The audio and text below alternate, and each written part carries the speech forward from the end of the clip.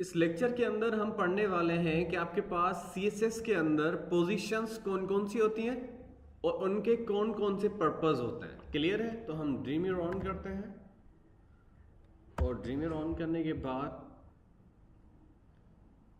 ठीक है, just a minute.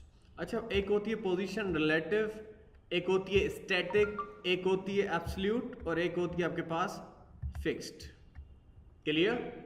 अब ये आपके पास चार किस्म के पोजीशंस होते हैं और इन चारों पोजीशंस के अलग अलग पर्पस है और कौन कौन से पर्पस है आपको वो पढ़ने हैं।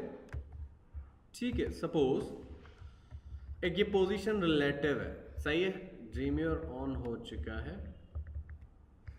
ठीक है, इसकी HTML की फाइल ओपन करते हैं।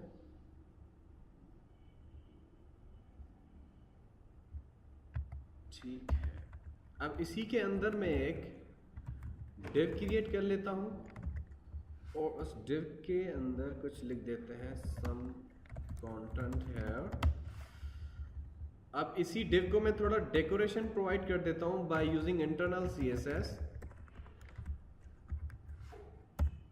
यानी कि इस डिव का बैकग्राउंड कलर और सारी चीज़ें सेट कर देते हैं। सपोज बैकग्राउंड कलर इसका दे देते हैं जो है ऑरेंज, इसका फॉन्ट का कलर जो भी है वाइट। ठीक है, अब इसकी फॉन्ट साइज जो है वो भी बढ़ा देते हैं, वो कर देते हैं 34 pixels and we have to provide the width of that div. Width हम प्रोवाइड कर देते हैं 300 पिक्सल्स, हाइट प्रोवाइड करते हैं वो भी 300 पिक्सल्स। सेव करता हूँ, मैं आपको डिव दिखा देता हूँ। ठीक है, आज की डेट क्या है हमारे पास?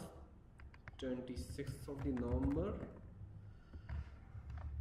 पोजीशंस,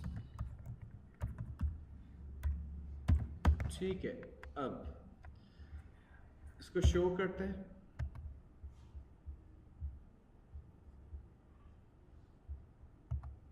तो आपके पास ये एक डिव है। क्लियर? अब इस डिव के ऊपर मैं पोजीशन अप्लाई करने वाला हूं। क्या अप्लाई करने वाला हूं? पोजीशन। तो आपके पास फर्स्ट जो पोजीशन है वो कौन सी पोजीशन? रिलेटिव है। ये पोजीशन रिलेटिव या आपकी पोजीशन स्टैटिक। ठीक है, अब अगर ये पोजीशन रिलेटिव है, मैं इसी को क्या कर देता हूं, सपोज इसी डिव को पोजीशन अप्लाई कर देता हूं रिलेटिव। कौन सी? रिलेटिव। अब ये रिलेटिव कर ली, अब मैं इसको आपको दिखा देता हूं। ठीक है, इसकी पोजीशन वहीं पे आपकी वो चेंज नहीं होगी, लेकिन अगर मैं इसकी पोजीशन चेंज कर देता हूं, सपोज इसको मैं टॉप से मूव करवा देता हूं, कितने पिक्सल? 40 पिक्सल सपोज, इसी डिव को, तो देखिएगा ये मूव हो रहा है। क्लियर? अच्छा, रिलेटिव ऐसी पोजीशन होती है कि आप उसी कंटेनर को या जिसके ऊपर भी पोजीशन रिलेटिव अप्लाई करते हो उसको मूव कर सकते हैं, रिलेटिव कर सकते हैं। जैसे आप लोगों ने जब नेविगेशन के अंदर आपने ड्रॉप डाउन मेन्यू बनाया था, याद है? सही है। एक UL को मैंने एब्सोल्यूट रखा था LI को, और एक LI को मैंने क्या रखा था? रिलेटिव और एब्सोल्यूट रखा था। सही है। तो रिलेटिव वो कंटेंट होता है जो आपका चेंज हो सकता है। क्लियर? या आपकी उसकी पोजीशन चेंज हो सकती है। एज इट इज आपके पास स्टैटिक है, उसका भी काम वही है। क्लियर है? It is same as a normal position. Clear है? जो आपकी नॉर्मल पोजीशन होती है ना, जब आपने उसके ऊपर कोई भी पोजीशन अप्लाई नहीं की थी, एज इट इज आपका वो अप्लाई कर दो, या स्टैटिक आपका वही होता है, सेम होता है। क्लियर? अब दूसरी आपके पास पोजीशन है एक एब्सोल्यूट। कौन सी? It will take the browser position और पेरेंट कंटेनर पोजीशन। अब ये जो पोजीशन अकर करता है, ओवरऑल आपका जो वेब ब्राउजर है ना, उसकी पोजीशन के अकॉर्डिंग ये सेट होता है। सपोज अगर मैं इसी की पोजीशन क्या कर देता हूं? एब्सोल्यूट। क्या कर देते हैं?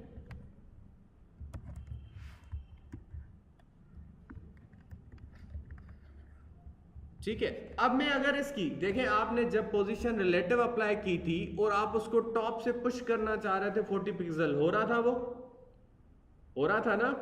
अब अगर मैं पोजीशन अप्लाई करता हूं एब्सोल्यूट, और मैं अप्लाई करता हूं कि मैं टॉप से उसको 40 पिक्सल मूव करना चाह रहा हूं नीचे, उसी कंटेनर डिव को मैं सेव करता हूं और इसको रन करते हैं। ठीक है, अच्छा ये कंटेनर मूव तो हो रहा है लेकिन according to the web browser, according to the web browser. अब अगर मैं सपोज इसी के नीचे एक दूसरा डिव बना लेते हैं, ठीक है, इसकी आईडी हम अप्लाई कर देते हैं सपोज, अच्छा डिव नहीं बनाते, स्पैन बना लेते हैं।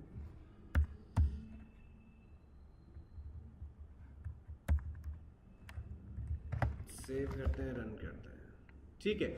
अच्छा देखो स्पैन मैंने डिव के नीचे लिखा है, कहां पे लिखा है? डिव के नीचे, आप देख लो यहां पे डिव पहले है, बाद में क्या है? स्पैन है, सही है।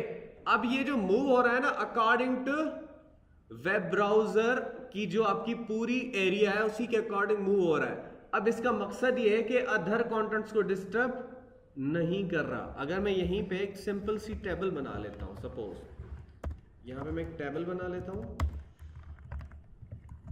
उसको बॉर्डर अप्लाई कर देते हैं 1, उसकी विड्थ सपोज कर देते हैं समथिंग 100 नहीं तो 70 या 60%, उसकी हाइट भी आप कर दो 200 पिक्सल्स, और मैं इसी डिव के अंदर एक tr एक td, उसी के अंदर समथिंग को डेटा, और ये मैंने बना लिया है। कॉपी करते हैं इसी tr को और मल्टीपल टाइम पेस्ट कर देते हैं। अब मैंने एक टेबल सिंपल सा बना लिया है, देखो टेबल भी पीछे है, वो किसको मूव कर रहा है? सिर्फ उस डिव को according to the web browser position, यानी कि आपके वेब ब्राउजर के अकॉर्डिंग, उसके कॉर्नर्स के अकॉर्डिंग उसको वो मूव कर रहा है जहां से भी आप मूव कर रहे हो, सही है। लेकिन उसकी एब्सोल्यूट पोजीशन है, ऐसी एब्सोल्यूट है कि वो अदर कॉन्टेंट्स के ऊपर कोई इफेक्ट नहीं कर रही, वरना आप जब भी पोजीशन एक डिव के ऊपर से बढ़ाते हो तो वो नीचे वाले कॉन्टेंट नीचे हो जाते हैं, ऐसा ही होता है ना। लेकिन इसकी पोजीशन क्या है? एब्सोल्यूट है, सही है। तो ये था पोजीशन एब्सोल्यूट, और लास्ट वन है आपके पास पोजीशन फिक्स्ड, ये मैं पहले भी बता चुका हूं आपको। अब पोजीशन फिक्स से मकसद क्या होता है?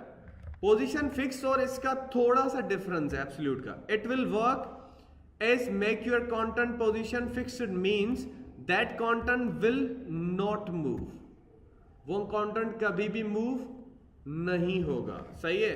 अब सपोज अगर इसी कंटेंट को आप जो आपने बनाया हुआ है, एक टेबल है, मैं इसी टेबल को बहुत बार, या आप जो है मैं इसको बना लेता हूँ 15 टाइम्स, या ऐसे समझ लो। अब मैं इसको मूव करता हूँ, लेकिन देखें आपका वो डिव ऊपर जा रहा है ना, पोजीशन उसकी एब्सोल्यूट है, ठीक है। अब उसके टेबल पीछे है, क्लियर है, वेब ब्राउजर के अकॉर्डिंग वो मूव भी हो रहा है, लेकिन मैं बस जैसे उसको नीचे करता हूं तो वो आपका ऊपर जा रहा है। लेकिन अगर मैं इसी की पोजीशन फिक्स्ड कर दूं, क्या कर दूं? फिक्स कर देता हूं, तो आपका वो देखें, इसकी पोजीशन कर देते हैं फिक्स्ड, सेव करते हैं, रन करते हैं। अब मैं इसको नीचे मूव करता हूं, देखें वो डिव मूव हो रहा है? नहीं, वो फिक्स हो चुका है। वो क्या हो चुका है? फिक्स। तो रिलेटिव, स्टैटिक, एब्सोल्यूट और आपके पास फिक्स्ड के अंदर थोड़ा डिफरेंस समझ में आया? क्लियर है? ये थे आपके पास पोजीशंस के टाइप इन CSS। सो कुछ और पढ़ते हैं नेक्स्ट के अंदर।